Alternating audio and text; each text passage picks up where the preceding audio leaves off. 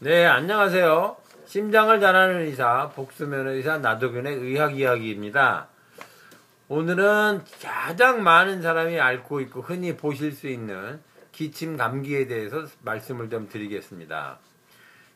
다들 아시다시피 기침 감기는 바이러스성 감염입니다. 그래서 바이러스가 이런 기도, 상기도 또는 하기도, 그러니까 즉 코에서 목을 지나서 기관으로 들어가고 기관지로 내려가서 폐포에 이르는 길을 기관이라고 그러는데 또는 에어웨이 이렇게 얘기하죠. 이 기도 중에서 윗부분을 상기도 감염증 그렇게 말해서 이제 콧물이나 목이 아픈 게 주로 상기도 감염증이고요. 기침을 하거나 폐렴 같은 거 모세기관점 이쪽은 이제 하기도 감염증입니다. 정확하게는. 근데 이제 그쪽에 이제 기관지염이나 모세기관점, 세기관점, 폐포염 이렇게 얘기를 하지요. 근데 기침을 이제 그렇게 감기에 걸리게 되면 기관지에 이제 어떤 이물질이 생기고 이물질이 생긴 걸 몸에서 이제 느낍니다. 느껴서 기침 반사중추라는 것이 있어서 머리에 기침 반사중추에서 그걸 이제 몸의 그런 호흡에 관계하는 근육, 그러니까 이 흉곽에 있는 근육이나 횡격막 같은 걸 강하게 수축시켜서 탁 결국 뱉어나게 되는 거죠. 기침할 때 그 나오는 속도가 굉장히 빠르다고 하지 않습니까?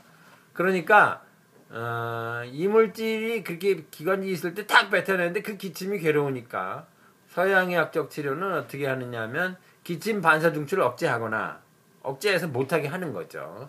그러거나 기관지가 탁 수축하니까 수축을 못하게 해요. 그래서 기관지 평활근을 이완시키거나 아니면 이런 그 기관지가 예민해져 있으니까 예민해서 분비물이 잘 안 나와. 딱딱해서 잘 안 나오니까 그걸 분비물을 많게 해서 묽게 해서 탁 나오게 하고 그게 제일 좋은 방법입니다. 사실은. 아니면 분비물이 안 나오게 차단을 해. 그러면은 이제 분비물이 안 나오니까 기침이 멎을 수 있지 않을까 이렇게 하는 거죠.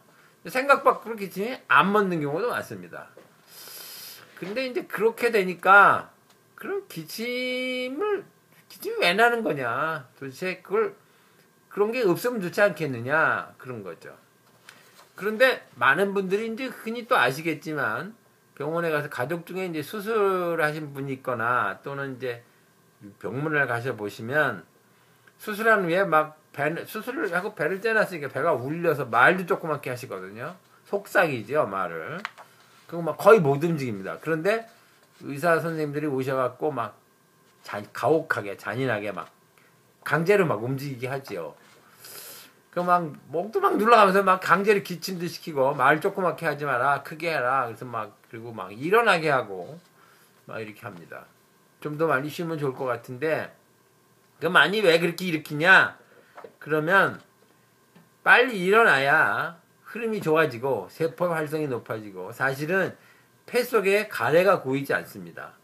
폐 속에 가래가 고이면 폐렴이 걸리는데 폐렴이 걸리면 상당히 위험하지요. 옛날에는 폐렴이 걸려서 많이 죽기도 했었습니다. 요새는 폐렴으로 잘 죽지는 않는데 그래도 상당히 고생하고 위험하니까 폐렴을 피하려고 자꾸 기침을 시키려고 그러는 거죠. 폐 속에 가래가 고이지 않게. 그러면 그럼 기침을 근본적으로 치료하려면 어떻게 해야 되느냐? 기침은 그럼 나쁜 거냐? 기침을 안 하면 좋은 거냐? 하는 거죠. 정확하게는 제가 여기 써봤습니다. 기침은 몸을 보호하는 기능입니다. 그래서 나쁜 건 기침의 원인이고 기침의 원인을 제거하는 것이 근본적인 치료가 되는 거죠. 그럼 기침의 원인을 어떻게 제거할 거냐? 기침의 원인은 외부에서 들어온 나쁜 것이거나 그것을 없애야 되는데 일단 들어왔어요. 그러면은 들어와서 무슨 일이 생기냐면 기관지 점막에 있는 세포들이 다 예민해져 있고 거기에 있는 가래가 나오고 하니까 가래를 빨리 배출시키고 예민해진 기관지 세포들, 약해진 세포를 강하게 하고 이제 그런 것이 근본적인 치료가 되는 거죠. 반사중추를 억제하거나 기관지 평활을 이완시키는 거는 어떻게 보면 근본적인 치료가 못 돼서 잘 들을 때도 있습니다. 잘 들을 때도 있지만 어떤 때는 생각보다 잘 안 듣게 되는 거고요. 또 만성적인 기침을 하는 경우는 그걸 억제만 단순히 하는 거 되지를 않고요. 몸이 그럴 때는 이제 서양의 약엔 조금 그런 방법이 좀 부족합니다. 그래서 약간 한의학적 방법으로 그런 폐에 모자라는 기운을 보태주거나 아니면 그때는 이제 폐가 조하다고 해갖고 폐를 이제 윤폐를 시키거나 또는 연폐를 시키거나 이런 방법을 씁니다. 그래서 그럴 때는 기침이 만성적으로 갈 때는 한의학적 방법이 더 좋습니다. 흔히 기침을 하실 때 이제 배에 꿀을 달여서 이렇게 드시거나 하시는데 그 마른 기침에는 마른 기침을 한의학적으로 양명이라고 그러는데 양명 기침에는 태음이 좋습니다. 근데 태음이라는 건 단맛을 말하는 것이라서 단맛 그러니까 예를 들면 꿀 한 걸 퍼먹어도 좋은 거죠. 근데 이제 꿀 먹어서 날 기침은 한두 번만 먹어도 굉장히 좋아집니다. 근데 계속 꿀을 먹어서 안 날 기침은 아무리 많이 먹어도 안 났습니다. 그러니까 뭐 배에다가 꿀을 넣어서 이렇게 드셔보시는 건 좋은데 한두 번 해보시거나 두세 번 해보셔서 안 나으시면 그거 갖고는 안 되는 겁니다. 계속 드시진 마시고요.